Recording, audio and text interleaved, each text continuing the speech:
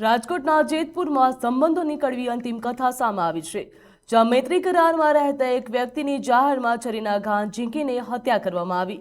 પ્રાથમિક તપાસમાં મૃતકની પત્નીના સાવકા પુત્રએ જ આ હત્યાને અંજામ આપ્યો હોવાનું સામે આવ્યું છે। પોલીસે આરોપીની ધરપકડ કરતા વધુ એક ચોંકાવનારો ખુલાસો થયો। હત્યાનું કાવતરું એક જ દિવસ અગાઉ ઘડવામાં આવ્યું હતું। મૃતકની રેકી કરવામાં આવી હતી અને હત્યા માટે છરી પણ અગાઉથી જ ખરીદવામાં આવી હતી। પોલીસે બંને આરોપીઓની ધરપકડ કરી છે અને સમગ્ર મામલે વધુ તપાસ પણ હાથ ધરવામાં આવી। જેમાં મરણ જનારનું નામ કમલેશ અરવિંદભાઈ વાઘેલા છે અને જે હત્યા કરનાર છે તેનું નામ જયનભાઈ કાળુભાઈ વાઘેલા છે। મરણ જનાર છે તે આરોપીની માતા સાથે મૈત્રી કરારથી રહેતો હોય અને આરોપીના જે પિતા છે એ 10 વર્ષ પહેલા ગુજરી ગયેલ હોય અને આરોપી રાજકોટ મુકામે રહેતો હોય।